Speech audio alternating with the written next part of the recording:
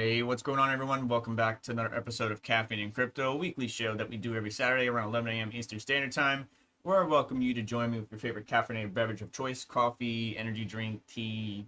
If you don't like caffeine, get some water as we go over some crypto news. But today is going to be a little bit different. So the first half of an hour is going to be about crypto news, my normal routine, but I'm also going to have Rick or Matt Electron on because we're going to talk about what I mentioned last week, what I leaked. The video hasn't come out about it yet. It's probably going to come out in the next couple of weeks. As you know, I record in advance due to my life and schedule. But we got to talk about how this burnt up and why. And Rick Taines and I talked about it in the past, and I just wanted to bring him on to talk more about it and just making sure that you, the end user, are aware. Because I know a lot of people are running KS0, KO0 Pro, so on and so forth. But first, the news. The market's doing okay-ish, right? Bitcoin's sitting around 70K, and despite a lot of FUD, it's still sustaining pretty good. What I'm really excited about is the Solana market's doing really good, right? So Bonk is up 5.12%, Jupiter's up 19%. I was airdropped some coin called Mew, which is like a cat coin, a cat meme coin, and I'm don't understand it, but because I was holding Bonk, I got some Mew, and Mew took off. And yeah, so if you guys are participating in the Solana ecosystem, you know, you might actually be in some profits, or maybe you took profits. Hopefully you took profits. But yes, really crazy world right now that we're living in. Basically, as I mentioned before, and as I communicated to you and a lot of my colleagues, is look for ecosystem tokens, right? In order to participate in the Ethereum ecosystem, I need Ethereum. In order to participate in Solana, I need Solana, so on and so forth. Yes, you can use USDC, USDT, and maybe some of the other stable coins on that ecosystem. But if you look at the main token that's for that ecosystem, that might be something worthwhile looking into. Not financial advice, but just think about it, right? Solana's blowing up because of the ecosystem. So the meme token craze is generating traffic, is generating revenue, is generating profits or losses in the ecosystem, but it's driving traffic to the ecosystem. Hence, the main coin for that ecosystem is taking off. So, like Avalanche is another one. What else is there? Arbitrum, right, is another one. Look at the ecosystem tokens is what I'm hunting down. It may not be what you want to hunt down, but what I am hunting down. Right, Dog with Hat is up 14% over here. Again, on the Solana ecosystem, driving traffic. Now, Solana's not able to break that 200 mark just yet, but we'll see how things go. I could easily see Solana being a $500, $600 coin, while Ethereum's a $7,000 coin, and while Bitcoin's $125,000 easily. Not hard to do, especially after the Bitcoin happening, but we'll see how things pan out. That's just pure speculation on my part, so just hang tight. Now, before we get into the news today, you know, we start off the week, basically the 25th of March. We start off the week right here, right? So around that 67K range, we went all the way up to 71, almost deep into the 71. So no, we crest into 71K, and that's it. And then we start the new day. So the highest we've been all week this time was almost 72. I would say 71.7. So 71,700. The lowest we've been is 68K. So if you've been trading in that range, same range that I mentioned last week, you might have the opportunity. You might have been able to take some profits. So hopefully you're taking profits. I want you guys to take profits. Don't just sit there and let it run away from you. Okay. Now, news. Got a few articles here that we're going to go over, and as I mentioned, we're going to get Matt Electron Engineering on for a call. But first, a good morning and a good evening, good afternoon to Magic Lucky, Shroom, Zapirate, Matt Electron Engineering, as I said, should be with us here shortly. Fudweiser, Crypto Pounder 4, and I believe Crypto Mikkel is still live. I think Chump Change was live just a little bit ago. Yeah, so Crypto Mikkel is still live. So people should be flowing on over, and then we're just going to swing on over to Red Panda Mining, followed by Rabbit Panda. See, Son of Rabbit Panda got me all twisted. Rabbit Mining after that. You can see installing all mods on the Caspa Commemorative Edition. So all mods, and you can see, does he have the cable? Yeah, he has the cable too. So hopefully, you know, he has the same cable that I was using, but hopefully he understands the risk and is going to do a better job. Now, remember, the reason why I'm in this position is the fan that was on the power port was accidentally pushed off because my son bumped into the shelf. It's not a big deal, but if you don't have really, really good airflow with the amount of heat that thing's generating, we'll talk more about it. Yeah, you're gonna have a problem. So hopefully Red Panda will see the stream. Maybe if not, I'll message him. I don't know. Anyways, Bitcoin price edges towards Q2 at 70K with all-time highs a key focus. So I'm gonna tell you this. There was a lot of FUD, and we're gonna talk about that FUD. Maybe we'll go into it first, right? So we had concerns about an options expiration that happens yesterday, Friday, right? Max Payne, 51K, Bitcoin options worth over 9.4 billion set to expire Friday. That was the 29th, yesterday. And what's the other one? Yeah, Bitcoin Ether could witness upside volatility as 15 billion in options expiration looms. That was on the 28th, right? So a lot of people were concerned with this options expiration that the market was going to tumble yesterday, right? Well, yesterday came and went, and we're still at 70K. So when you see a lot of people fudding, right, even if it's Warren Buffett, a tycoon in the financial industry, if everybody's fudding, you go the opposite of where everybody else is going. Would be what I would do, but that's not always right. It just depends on the situation, the scenario, and the asset in which you're looking at. But yeah, I'm not sure if they're changing their position, but either way, a lot of FUD this week, especially with the SEC concerns about Ethereum being classified as security. We're not going to talk about that today, but you know, Coinbase got one L. This is going to be a long battle. There's going to be different wins and losses for both sides, SEC and Coinbase, but you know, that's just another area that the crypto community is keeping an eye on because we want to see what exactly happens from all this, right? So anyways, back to Bitcoin, right? Data from Cointelegraph Markets Pros and TradingView showed old all-time highs at 69K, forming tentative BTC price support into the weekend. Bitcoin gained around 1,000 in the latter part of the day, seemingly aided by comments from Jerome Powell, chair of the United States Federal Reserve, speaking in an interview at Microeconomics and Monetary Policy Conference in San Francisco, California. Powell appeared cool on both inflation and economic outlook, right? The Fed has stressed, he stressed, was not in a hurry to enact interest rate cuts, a key event for risk assets. So there's only two things. Either they're going to cut or they're going to raise. If they raise, market goes down. If they cut, market goes up. Thank you, Crypto Mikkel, and everybody that's swinging on over from that live stream. Appreciate you guys swinging by. Just a quick recap for some of you that weren't here. Basically, going to go over some crypto news, as I normally do with Caffeine Crypto, but I do have a special guest on here in about 20 minutes, Mad Electron Engineering, because we're going to talk about a couple things related to the KS0, the KS0 Pros, and powering those devices. So if you're interested in that, hang tight. Otherwise, if you're impatient and you're watching this at a later date and not live, maybe go ahead and skip to that section. There will be no timestamps, but around 11:30 mark, so half an hour from the start of this video. Anyways, moving on.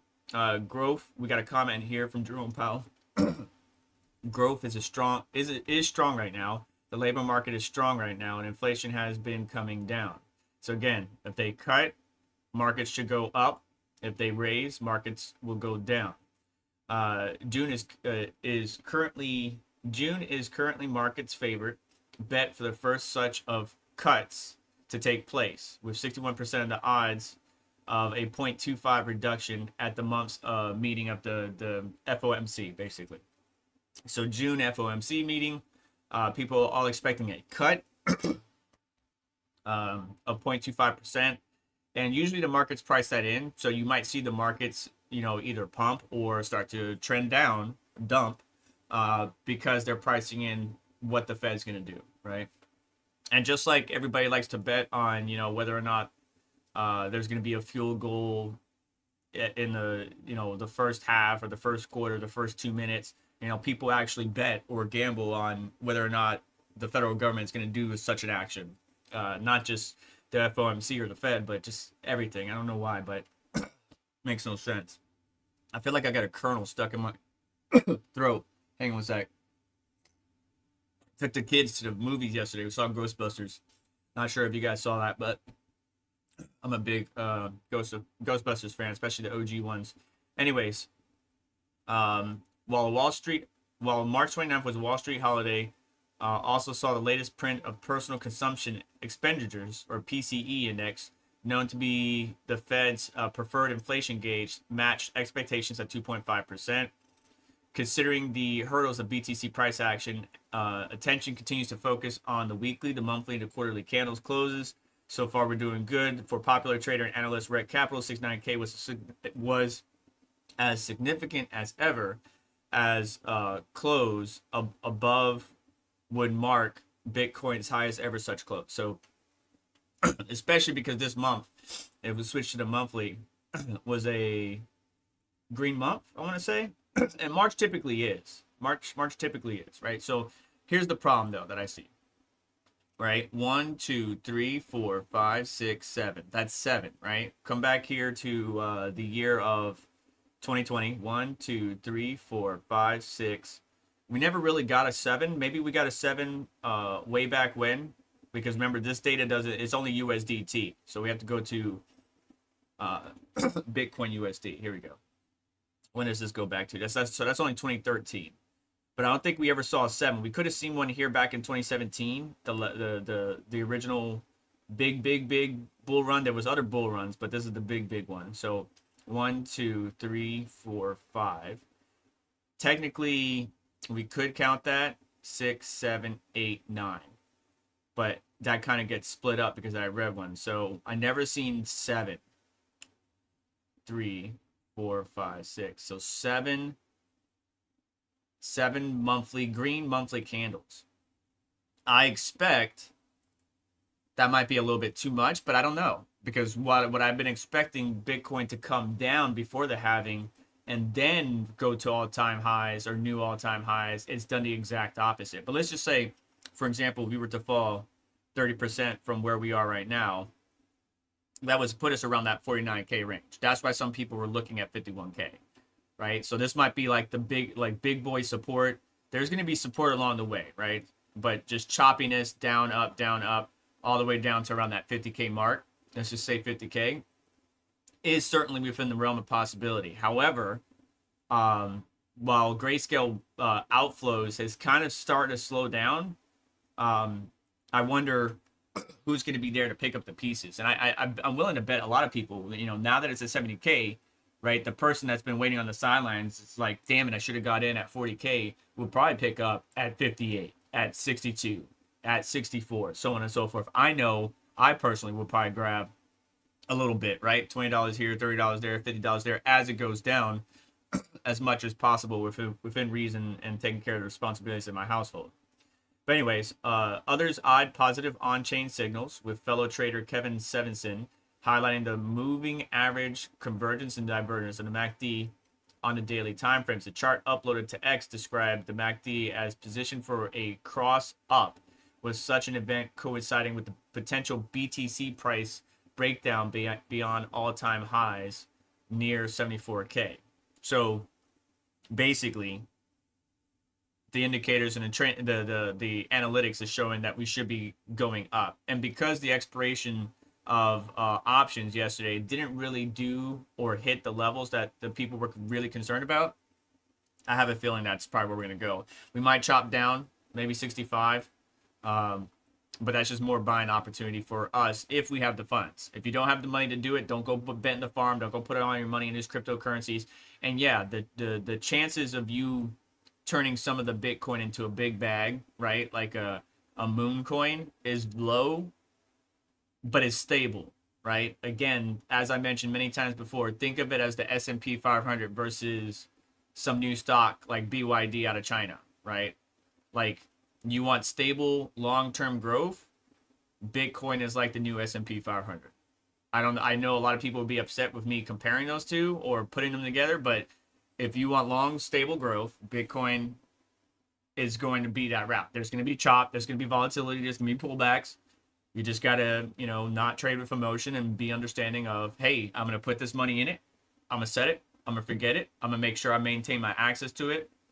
If you're not with a centralized exchange, right, hardware wallet or whatever you're doing, you know, just make sure you don't lose access to it. And then you come back, you check 5 years later, and I bet you'll be surprised. Not financial advice. I'm just saying I would bet you would be surprised that if you put $100 in Bitcoin today, 5 years from now, you'd be pleasantly surprised that that $100 turns into XYZ, right? Whether it's 500, 1,000, 2,000, whatever.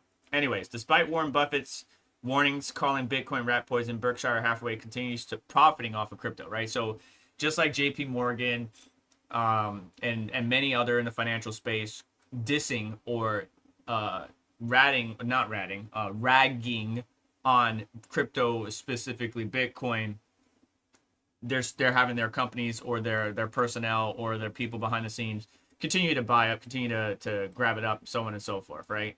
I think the amount of Bitcoin inflows into IBIT or the BlackRock's ETF is like slowed, but it's still significant. And the GBTC outflows slowed, but it's still going on. So we'll see how things continue to shake out for the future. But yeah, though many of the top asset managers, investors are investing in, or at least open to crypto and Bitcoin, a few remain hesitant to adopt the asset. Most prominent among the anti-Bitcoin camp is legendary investor Warren Buffett. Buffett's strategy of investing in solid companies that continuously generate cash and value has been hugely successful. This has allowed his company Berkshire Hathaway Inc. to sustain itself throughout the market peaks and lows. Buffett is notorious for his anti-Bitcoin stance, saying in a 2018 interview with Yahoo Finance, if you buy something like Bitcoin or some cryptocurrency, you don't really have anything that has produced anything. You're just hoping for the next guy to pay more, which, yeah, I guess it's true, but Ordinals or the BRC20 standard is getting some juice. Like I talked about it last week and I actually went and got a BRC20.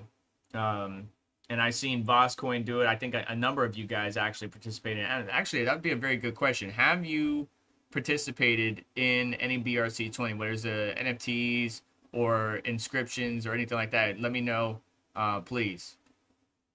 Yo, what's up, Chris Hanley, Automatic Beats, Son of Rabbit Panda, mentioned you earlier, Jay Bohan. What else we got? I already said Fudweiser. What's up, Gene?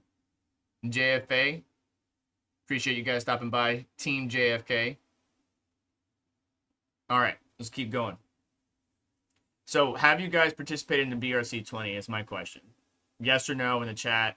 Have you played around the BRC20, the Bitcoin ecosystem?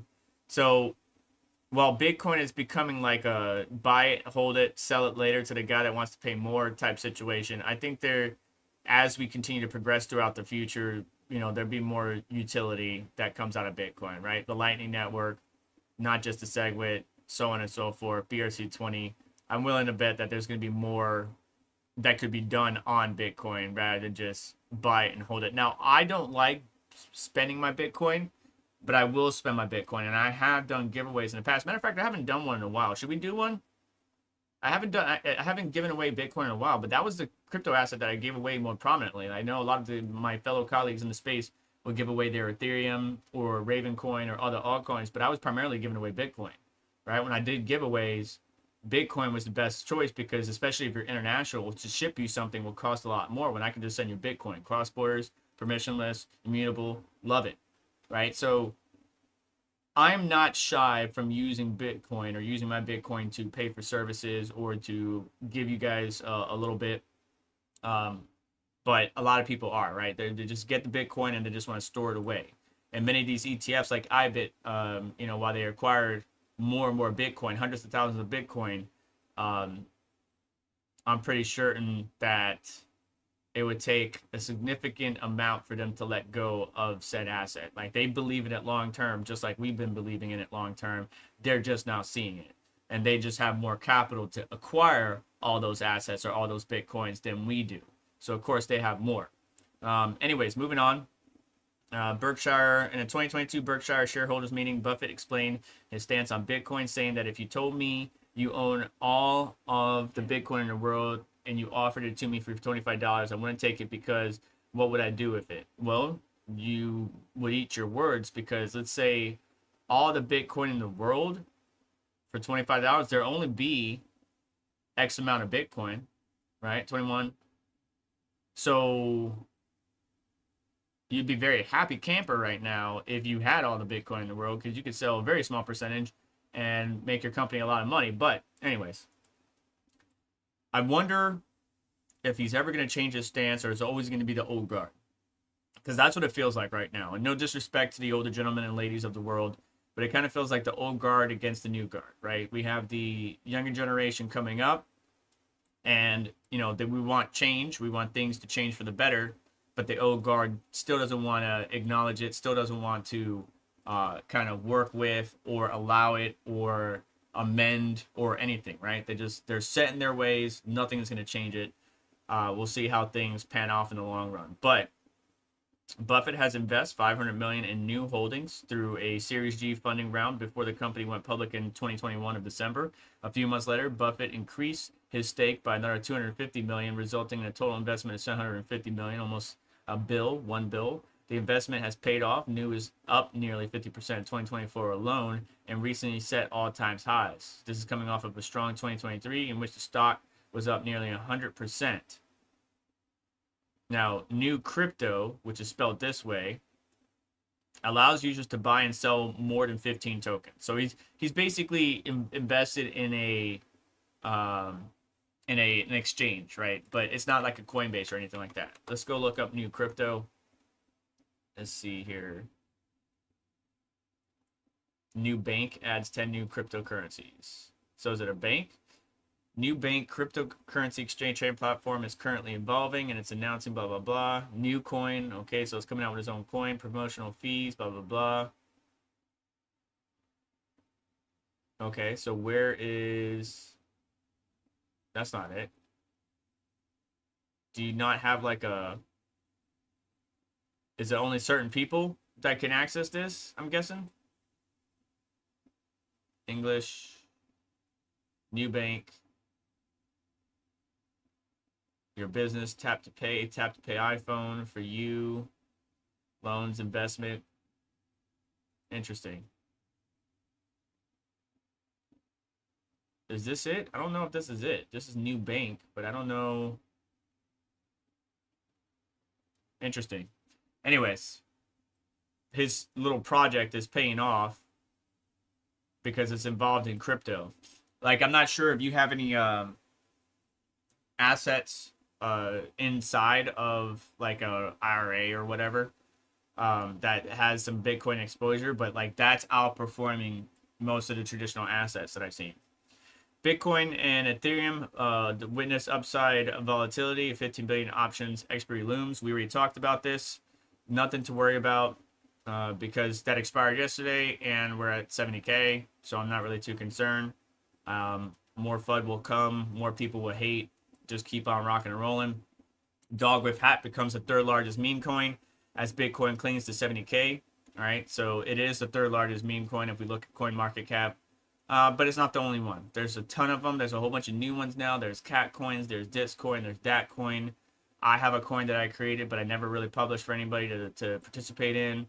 It's just absolutely madness out there. We have over 2.4 million cryptocurrencies now. Not all of them are worth anything. They're just either crap or meme coins or just serve to make you laugh on Twitter or Reddit or wherever it is. But yeah, Dog with Hat, Floki, Pepe. Hopefully you guys took, I know a lot of you were invested in Pepe. So hopefully like you, Chump Change, you guys took profits, I'm hoping. Don't be ashamed to take profits. Yeah, you sell something and it jumps up another 2x and you could have made, $80 instead of $40. But like, don't be afraid to take profits. Pay your bills, do what's good for you and your family. 7.4 million of Craig Wright's assets frozen following the Bitcoin creators trial. Obviously, he's on trial. He's still trying to prove that he's Satoshi Nakamoto. Well, the judge said, hey, I don't want you fleeing the country and not paying the court, so we're going to freeze your assets. That's basically how it went down. Maybe not exactly, but yeah. So his assets are frozen. He's failing at proving that he's Satoshi Nakamoto. I don't believe it. Everybody else doesn't believe it. Maybe a few people believe it. Maybe he believes it. But if it's in your head, doesn't mean it's true. Okay? Anyways, as we get ready for Matt Electron to come on here shortly. SEC scores a big win in a lawsuit against crypto exchange. Basically, all it did was prove that Coinbase was allegedly selling assets as securities. Now, here's something I want to say. Maybe we'll do a separate video on it. If you have any cryptocurrencies on Coinbase, and that Coinbase had to lock down for whatever reason, if it will break you, get those assets off of Coinbase. If it won't break you, and you'll be fine if you lost those assets, then never mind. But if it will hurt you significantly, get those assets off. Anything that's earning cryptocurrency, like some of the earned currencies like Cardano, Ethereum, so on and so forth, and you have a lot of stake in that on Coinbase, I would urge you to look at other avenues, right? For example, you can use Lido, which I don't really like, through Ledger. You can use the Phantom wallet. You can use so many different things to earn on the cryptocurrency you're holding anyways. Doing it on the centralized exchange, especially Coinbase, who's battling the SEC, I would just urge caution. Otherwise, keep an eye on the situation. Don't find out weeks later that Coinbase had to shut down its earn program and the tokens that were in it are locked as the SEC continues to push out their ruling or whatever their judgment is. I don't know. Just be careful. But I don't think Coinbase is going to lose.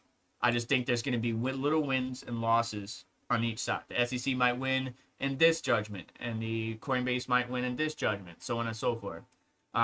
But somebody needs to step out to the SEC, man, because they were going around with the ban hammer, just smacking everybody and was pissing me off. Anyways, I'm going to bring Matt Electron on. We're going to bring him on right now and talk about the Kaspa KS0. Let me jump in the channel real quick, and then hang on 1 second. Let me bring the desktop stuff up, and we'll get you guys involved. But the Kaspa KS0 and the KS0 Pro is a very popular device. I know the KA box just came out, so it's becoming more popular, but we'll have to wait and see. All right, desktop volume is on. Let's get Rick on. All right, let me bring up your video real quick. Let me see here. So pop out. I love my mouse. You know, Corsair's mouses suck because it double clicks like there's no tomorrow. All right, so there he is. All right, so there's Rick, Matt Electron. And hey, everyone. How are you doing today, bud? Good. So you got something from me. Yes, I do. Why don't you give the background story to this, and then we'll keep on going from there. Okay. All right. So basically, I have two KS0s. Got the KS0 Pro ×2. One in my son's room and one in my main room. So the one that Rick is holding is the one in my son's room.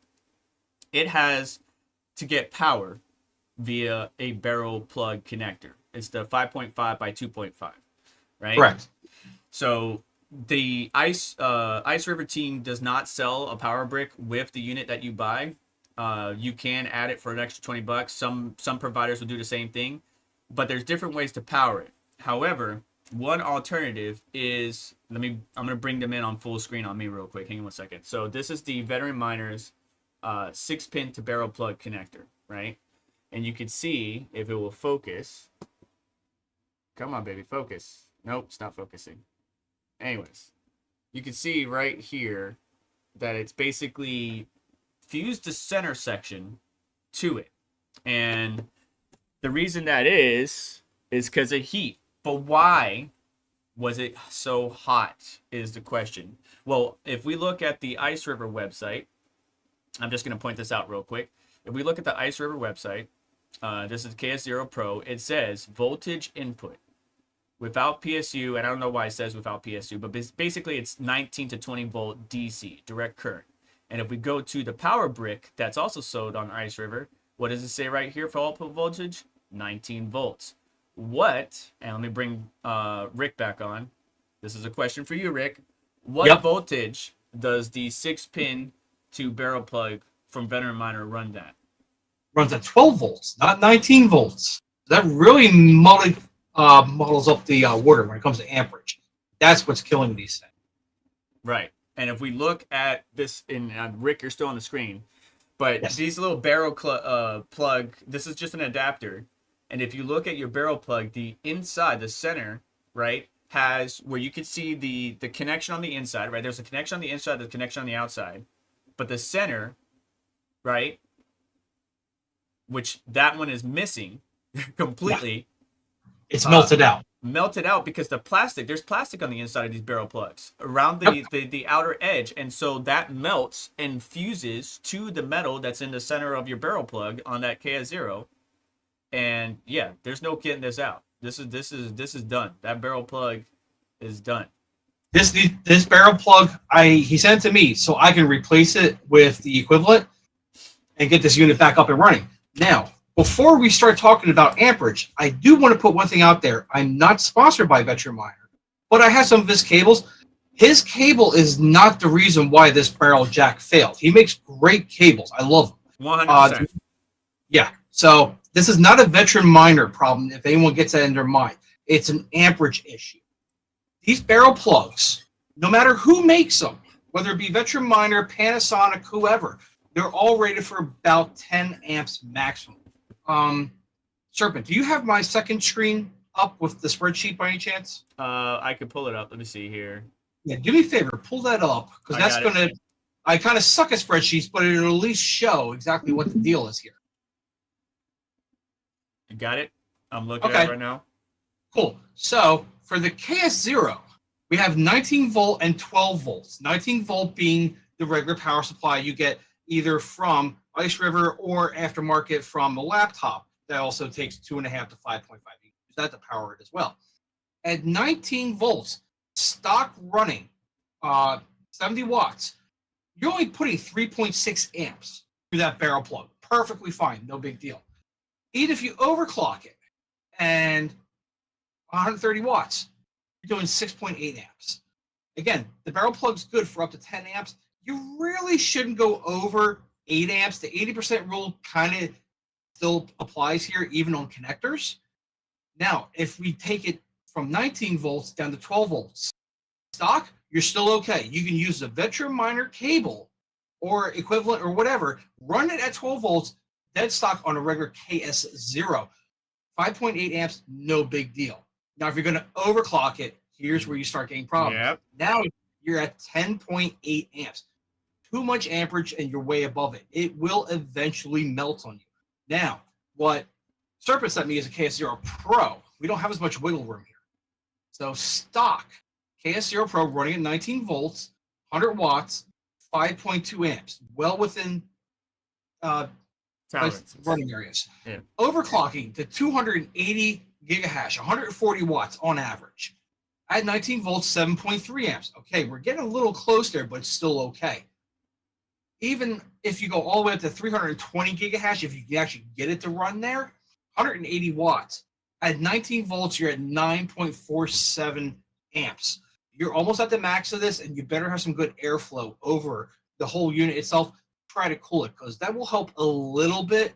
But even if you have air blowing through this unit, like you should be with a 20 gigahash overclock, there's only so much heat you're going to dissipate from a very small little surface area. So you're okay there.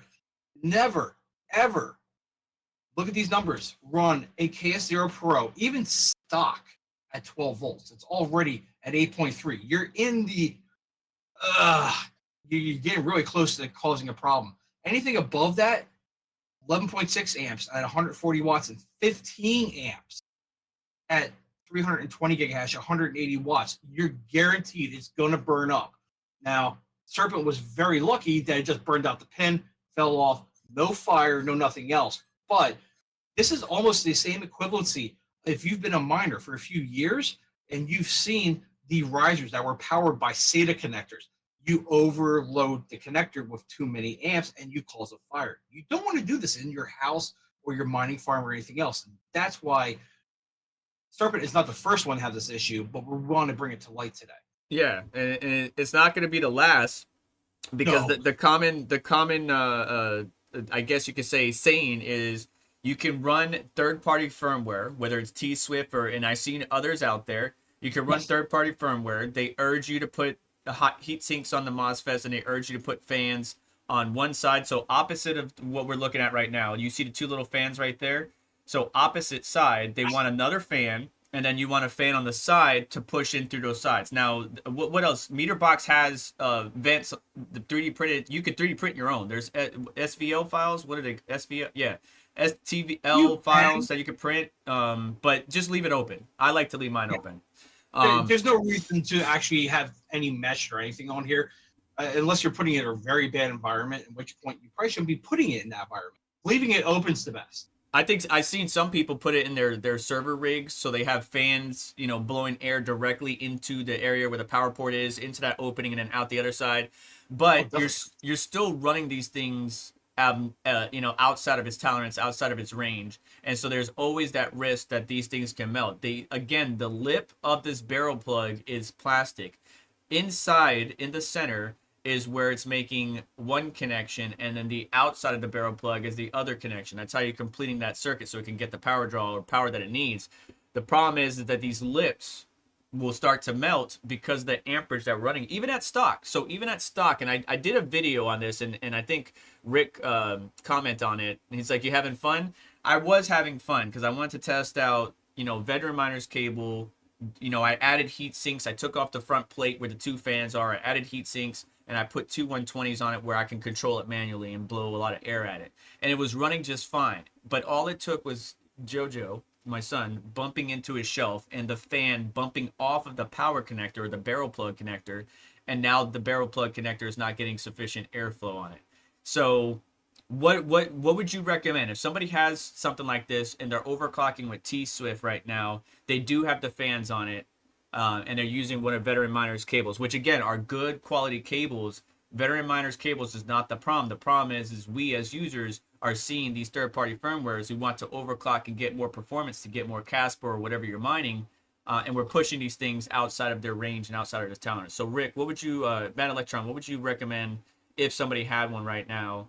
And they honestly, if you're going to run it at 12 volts, the only thing that can run overclock 12 volts safely is the original KS0. And that's really kind of pushing it, though, even at 12 volts. The KS0 Pro, no overclocking. Honestly, to use Veteran Miners or another equivalency cable that run at 12 volts, you should only be running these miners at stock. 12 volts is not good for these. For a long time. Right. And I mentioned when I first got Veteran Miners cable, I spoke to him, and I believe we agreed that it's not recommended to overclock with these. Like, I think they were originally intended for the KS0, when he was designing it or coming out with it, but then the KS0 Pro came out, and then now it's a whole new territory, a whole new ball game. So, yeah, that's. Yeah, KS0 Pro. Yeah, stock 12 volts, 8.3 amps, you're probably okay. I would still do, even though if you're going to run it only stock, I would still do some mods on it just to be on the safe side and try to get rid of a little bit of extra heat. Real quick, we got 50 people joining. Make sure you hit that like button. Let me try to zoom in on this. And yes, I'm wearing PJ pants, but come on, focus, you son of a bitch. Focus. Why are you not focusing on anything? Oh my god, it can't focus worth of crap. Forget it. So anyways, you guys saw it last week. Basically, for people just joining, this barrel plug melted because we're running at 12 volts in order to meet the power requirements of the unit. Which overclock did you have in this? 220. So we were probably running at 10.2 amps. Okay. So, yeah, you were just outside the range. Technically, you can handle 10 amps, and it's already starting to melt. So everyone keep that in mind. You really don't want to push this to the edge unless you really want to get in there. Remove the barrel jack and put in some thick wire directly into there, which is definitely an advanced thing to do. That's not for everyone. Oh, speaking of which, let me share. Hang on. Can I pop you out? That one thing we found. Hang on. So let me pin you. Put back to the screen so I can see it. Even though there's that one thing that we found that you thought you were like, me and you were laughing at it on eBay. You know what I'm talking about. Hang on, let me bring it up for people to see. Oh, not that 6-pin adapter. Yes, I want to warn people about that. That. Do not use this. Okay, this is a 6-pin, and basically what they did is they took the top 3, molded it into one, connected to the back side, which I believe is the actual power, and then the front side pin, they took the bottom 3, molded it into one, and that is your ground. And so they're basically mounting it in the holes on the PCB. So there's actually 4 holes. No, excuse me, 6 holes. The two outside ones is the outer casing of the barrel plug, and the 2 inside ones, one is power and one is ground. And that's how the power goes to unit. So they basically soldered these pins into the PCB, and so they made a 6-pin that you could plug into your KS0, KS0 Pro. However, big fire hazard, would you say? It's honestly a little safer than the barrel jack, but I still would not recommend that. If you truly want to overclock this to the bleeding edge, you need to send it to an electrical engineer and have the solder mask removed before those 2 resistors, that one resistor you see in that picture, and literally solder a high gauge wire to the positive port, and then again the same to the ground to really handle all that current. And that's if the board is even really designed to handle that much amperage.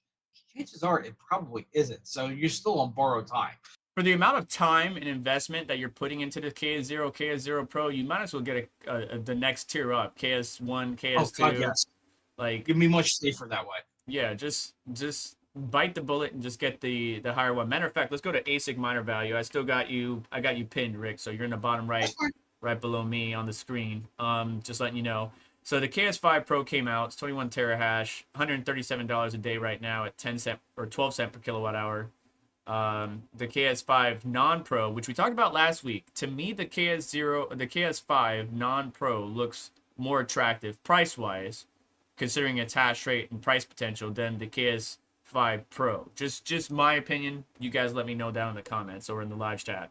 But the KA box came out, and I see Red Panda and a number of our colleagues got their units already, or if not, they should have them here shortly. So we should be seeing content on that. That's the new at-home miner. But guess what? There's issues already. People are having problems, errors, overheating, all kinds of stuff. So don't be the first one in the door, right? When a new car comes out, a new piece of technology comes out, if you're the first one in the door, expect bugs and issues. Me and Rick, we love that. We love issues. Why? Because we like to tinker. We like to find out why it's broken and fix it. But not a lot of people like that. They want to buy a product. They want it working. They want it working now. So if you're not happy with, if you're not going to be patient with a new product launch, whether it's a car, a new piece of technology, or whatever, then I don't recommend being the first in the door. Give it some time. Let the market suss it out. Let the company fix things, and then we'll be good to go. Same thing with AMD drivers or Nvidia drivers, right? They come out with a new driver. I talk about it. There's a bunch of bugs and issues. They fix it, optimize it, and then it's good to go for the general populace. But yeah, the KS0 Pro right now, stock is making what? So it's only making about $1.11 a day stock, 200 gigahash. When you overclock it, let's say we're getting 300 gigahash. What? You're making an extra 10 cent, 15 cent, if that? Like, so it becomes diminishing returns of you're pushing these things to the bleeding, not the bleeding edge, right? Because Matt Electron just mentioned how you could do that. But you're pushing these things beyond their tolerances, and is the risk greater than the reward? In my opinion, no.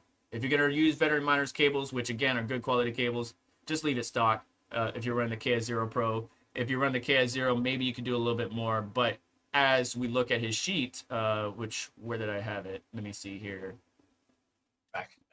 There you go. As we look at his sheet, there's your numbers. Pause the screen, take a note, and you can see here if you're pushing it, realistically, the KS0 12 volt, right? So not stock. You added a firmware, and now you're running at 130. You're not running at 130 watts, are you? No, you are.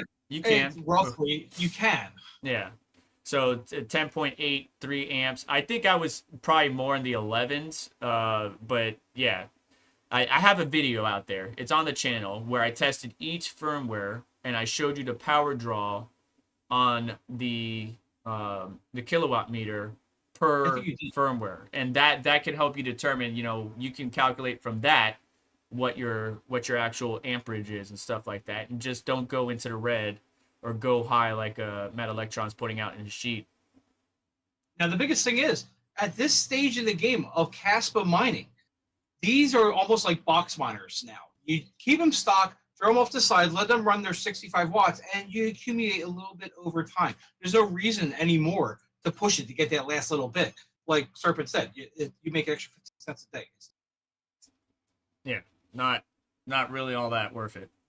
But Matt Electron, I was gonna do it myself, but here's why I thought. So I figured Matt Electron could make content on his channel about it, and I could talk about it on my channel like we're doing now, and this could be a learning experience for you because I already knew this was bad. I knew it from the jump. Me and Rick talked about it multiple times in the past. We mentioned our concerns to one another, and we discussed. Tane was involved. A lot of great people were involved.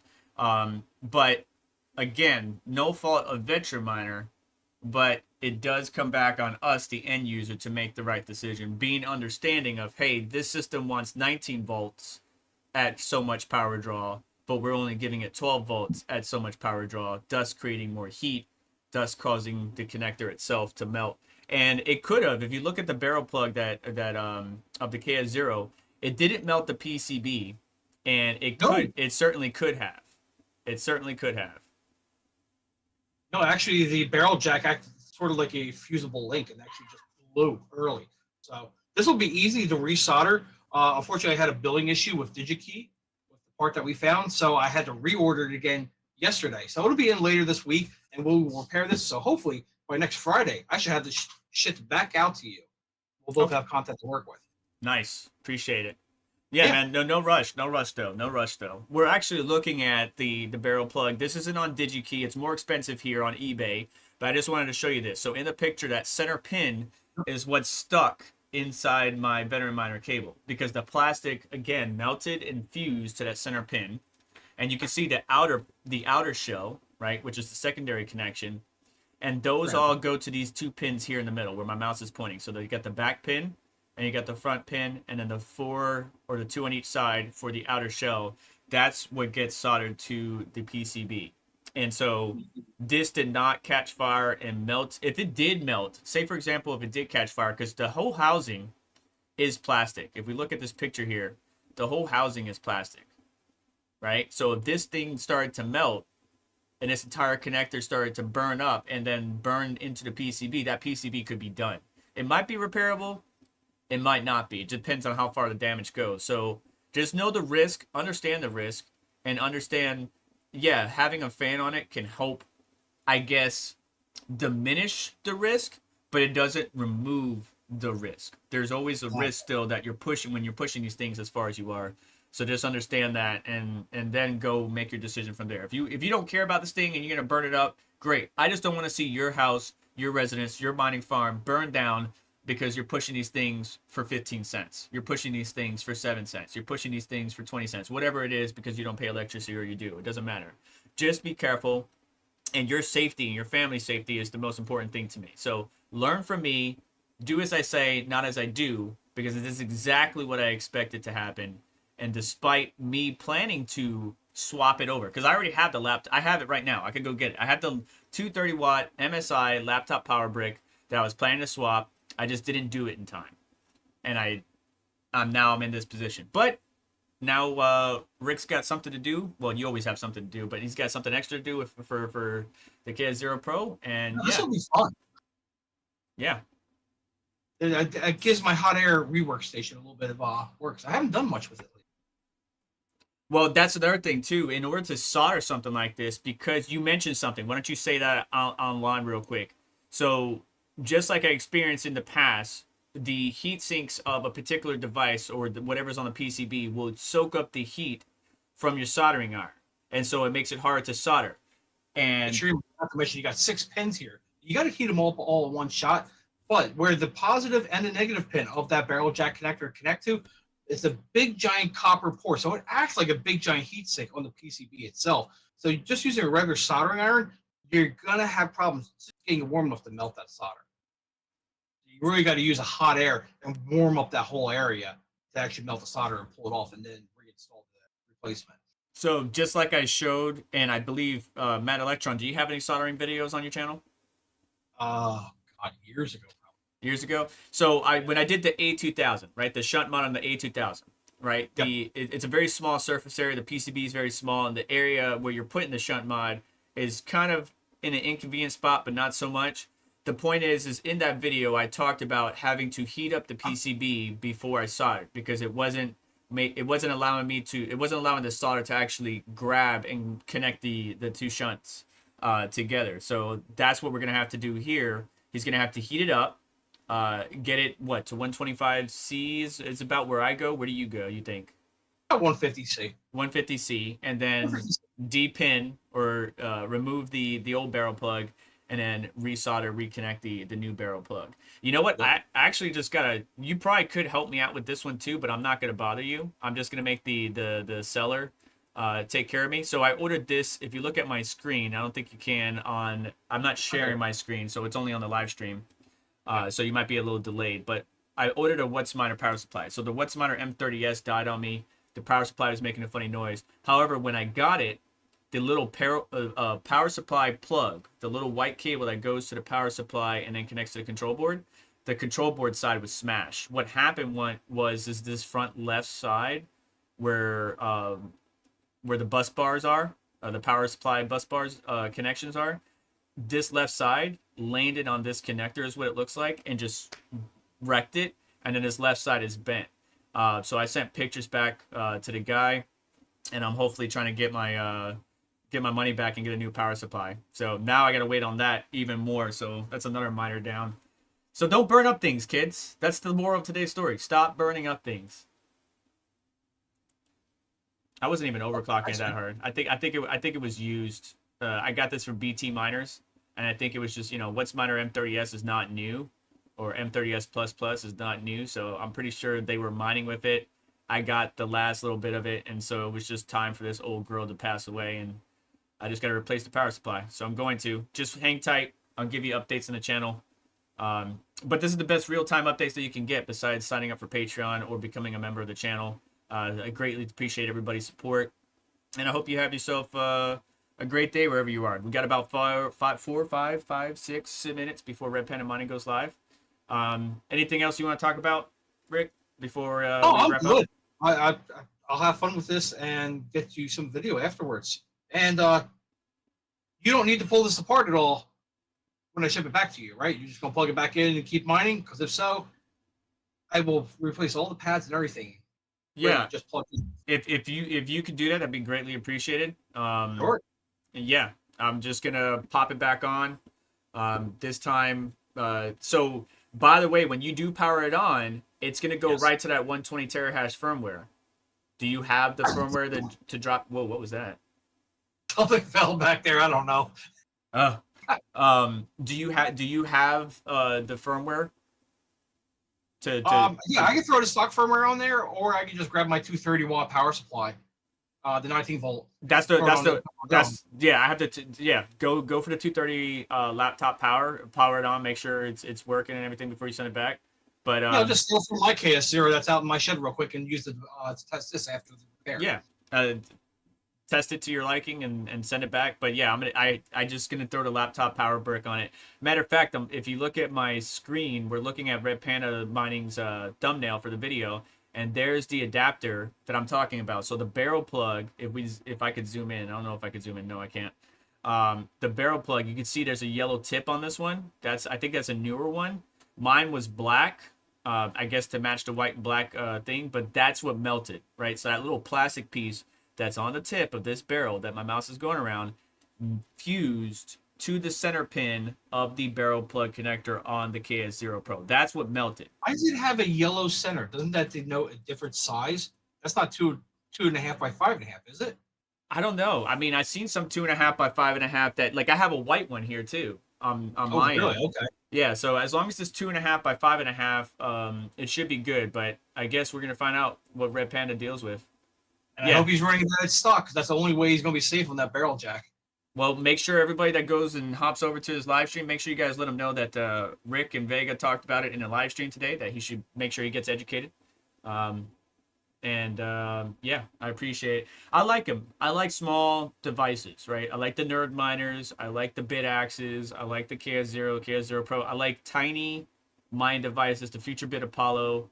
Like they're my favorite things to tinker with. They're my favorite things to play around You're with. like me. I don't have any high-powered ASICs. I have little things like this, box miners, low-powered, easy to run. Well, It's easy to just need. I don't say like you because I do have two S19K Pros plus a What's Miner I don't M30. have that. No. Nah, This but power for my blood. those are in the immersion tank in the garage. But that was a significant amount of time in building a concrete pad and all that stuff. But that was fun. It was fun.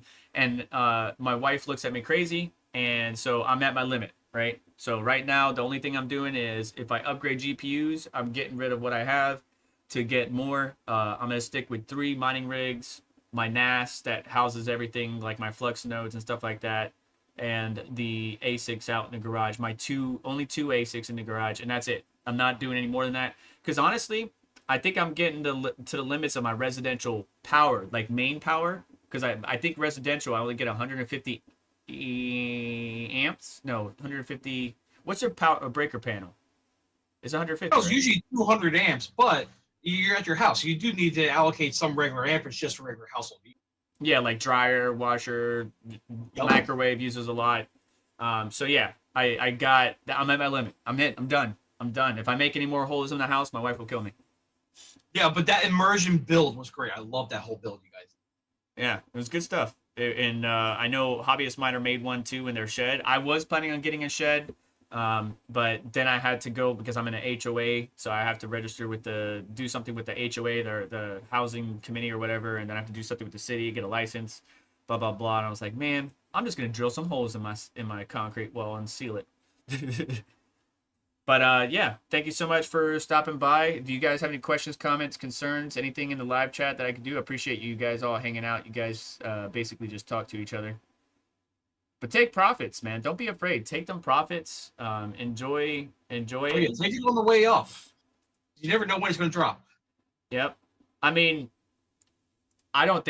me personally, I don't think the bull market's 100% in yet. It started. Oh God, no. We're at no, the beginning. heck no. But I think we got a wonderful time ahead of us. So just hang tight, but take profits on the way up, as Rick said. Don't be ashamed of it. It's your money. Do what you want. Pay your bills. Get a new car. Buy your wife something nice. Buy your husband something nice. Buy your kids something nice. I don't care. Do something for you. You deserve it. You guys stuck it out through all this craziness, and I think there's many rewards for everybody in the future. It just sucks that the suits are in it. You know what? I have no problem with suits, like the investors and stuff like that. I have no problems with them, but it kind of feels like every time there's a new toy in the sandbox, they want to come and take it away from you or get most of it. And it's like, damn it, it's my new toy, so we got to keep swapping. That's how the not the dark web, but you know, for example, if you were involved in Napster, LimeWire, stuff like that, the server get taken down, the Pirate Bay server get taken down, we move to a new server, keep doing what we do. I know piracy is bad. You shouldn't steal from your favorite music artists, your favorite actors, whatever. I understand that. But at the same time, you may not be able to afford it. So you do what you got to do. But just be careful with what you do. That's the life we live. At least that's the life I live. Hey, come on, Panda. Get it started. I want to see how he's going to screw this up. Right? He's always late, man. He's like either I'm asleep or let's see here. I'm just glad he's not sick for once. Yeah, he actually sounded good last week. I told him that. I was like, you sound good, not congested. Waiting for him. Yep. But I see he's already got the KS0 taken apart. His paste is white. My paste was not white. My paste was like a flat pink. It almost reminded me of the thermal putty that was on my old Acer Predator Helios 300 laptop. But he has white paste on here. I'm not sure if that came stock like that. I have Cryonaut on the one you have, which if you power it on and everything's working, then you're good to go. You don't need to run it long term. If I have to, I can replace the thermal paste, but it should be good. And then when I replace that, I'm yanking the whole board out of there. So okay, everything's gonna have to be repasted. Okay, good deal. Yeah, I got plenty. I got plenty of Crown Out Extreme, but if you're gonna repaste it, go ahead and do your thing. The Noctua fan here. Where did this duck come from? Is that from the meter box, or is that from somebody else? Do you know? I don't know, but I remember I got the STL for 3D printing those. It's actually in my video for that when I modified my KS0 Pro. I got a link to it. Oh, you put the duct in there? Yeah. Let's go take a quick look while we're waiting for Red Panda mining. Let's get some subs. Let's get some subs. He's got more subs than me, but get him some more subs. Let's see here. It's T Swift. Which video was it? Oh God, probably about like 6 months ago or so when I was modifying the KS0 Pro. Okay, 6 months ago. I'm guessing. Yeah, you did a lot of great content on the KS0. Better cooling solution. This looks pretty cool. Gonna be an It was probably that. It was probably that update. The update one. Watched already, yeah.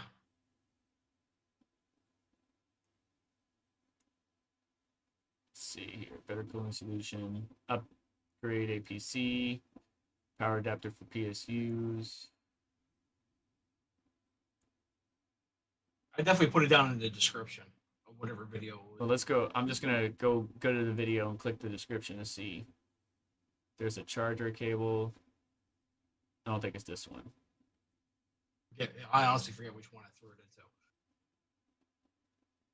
Where you can see 240 volts. Man, you did a lot of content too on this particular thing. It's fan spacer. Let's see here. Yeah, that was me tinkering with it, trying to find the right one until T Swift gave me the STL for that. Okay. Oh, there he is. Used that ever since. He's live now. Red Panda's live. All right, thank you guys for hanging out. Check out Matt Electron. I'll have him linked down in the description. Thank you so much for coming on, Rick. Appreciate you. Keep in touch. Keep me posted. Make your own content. Put it on the channel, and I'll feature it on mine as well. I appreciate you. Looks like Red Panda's getting ready to put some heat sinks on his MOSFETs and do some modifications. Give him a hard time. Let him know about our conversation with Rick today and running these things at 12 volts and being careful when overclocking. And I appreciate you guys so much. So make sure to hit that like button, get subscribed, hit the notification bell to stay up to date. So let's check out additional links in the description to help support the channel. And we'll catch you all later on. Say bye, Rick. Hey.